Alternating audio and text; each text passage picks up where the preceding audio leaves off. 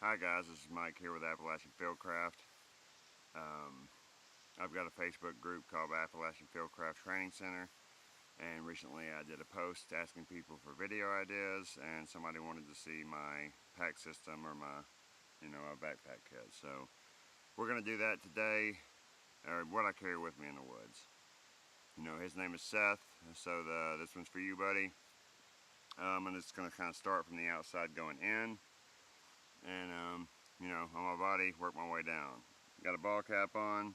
This one happens to be from Campcraft. It was a oilskin ball cap he did a while back.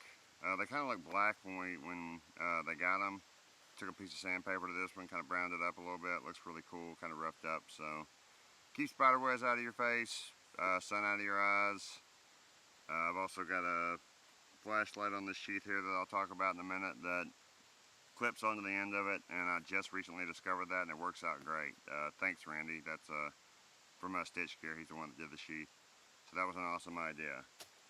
I got a wool bandana, North by Northwest. I won that in a raffle at Georgia Bushcraft spring gathering, and I've always wanted a wool bandana, and this thing works out great.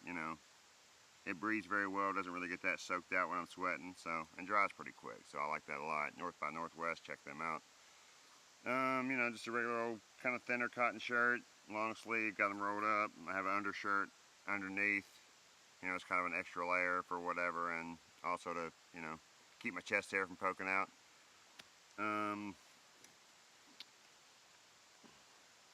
The knife I carry is the William Collins or WC Knives WCSK. I have the serial number 15. This is a phenomenal knife, guys. I think it's about $240 for just the knife, and there's a lot of other options out there that I don't really consider to be as good for around that price range, so definitely check that out. I'm an ambassador for William. I spoke to him a lot. Apparently people that order customs want to remove this bow drill divot. I don't know why. A bearing block is kind of a pain to make anyways, and it doesn't affect me at all. I don't even feel it there, so quit doing that kind of stuff, guys. Just keep it there. It's useful.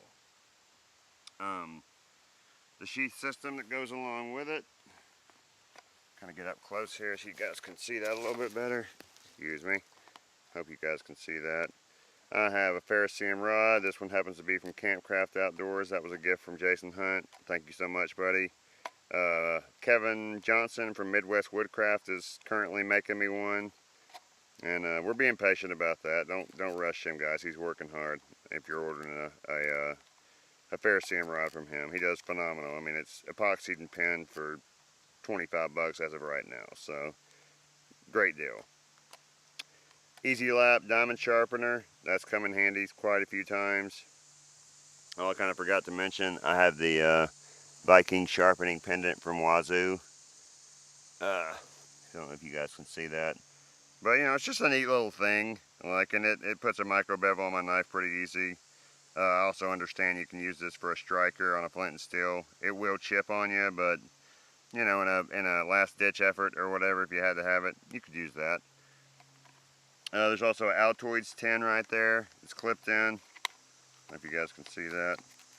Kind of comes out. It's got a magnifying glass and a flint and steel in there, and I think a little bit of char cloth. This flashlight, the one I mentioned before that clips onto my hat, I love that thing. It's very, very bright, and I don't know where he gets those, but if you just wanted the flashlight, talk to Randy at Stitch Gear Outfitters. He's the one that made this sheath. He can let you know what kind that is. Kind of the Kydex tension system that he's got here, you can tighten that or loosen that. I haven't had any problem with retention on this thing. It's absolutely bomb-proof. He uses this thick-ass like saddle leather or something, and it's just no worries. It's awesome. So working down from there, Duluth pants. I love these things. I do the Flex, the Fire Hose Flex. They run them on special like Black Fridays and at different times, so keep an eye out for that, because you can get these for good deals, and their warranty is phenomenal. You break it, they replace it, man. Danner boots, Smart Wool socks. The Smart Wool factory happens to be in my town, so I get those for pretty cheap. And Danner pronghorn boots. I've rucked like 17 miles on pavement at the Urban Survival Classic Campcraft Outdoors. Didn't get a blister. I've lost both my big toenails because I did it. I taught it once, and I was there as a student once, so I lost the left one in the student class and the right one when I went back to instruct. So that's just part of rucking on pavement, guys, for long distances. I have this Hill People Gear stuff sack. I think it's the middle one that they sell. I can't remember the exact literage. It's on the outside. We'll get into that on the second video. And then the Umlindi, the Hill People Gear Umlindi. This is kind of a high dollar pack. I think they're like, this particular model is like $244 on 5-coal. I got it for like $190 from a guy on a second hand off of a group. They have the Hill People Owners group on Facebook. You can find some stuff for discounts on there. Bushcraft USA, their trade forum is awesome. You can find them for lesser on there. So, you know, you don't always have to pay full price. And a lot of times they're in perfect condition when you get stuff second hand. So never count that out, guys. Silky saw, this happens to be the big boy. I also have a smaller gomboy, but I like carrying this one because it's big.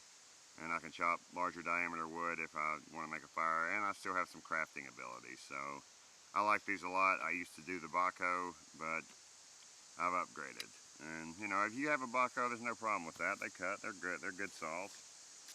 I have the you know, the Recon belt with it as well, which is, you know, I highly recommend that if you're rocking one of these. It just makes things more comfortable. I've used a K-bar clip to attach the bottle carrier that Randy at Stitch Gear Outfitters sells. It kind of, the Velcro on that gets loose every once in a while, and I have had it fall off a couple of times, but I always hear it, and I just pick it up and stick it back on, so I don't really consider that too big of an issue. Me and Randy are kind of discussing, he's doing Kydex as well, so maybe a clip to kind of fix that problem as far as that goes, some kind of adapter or something.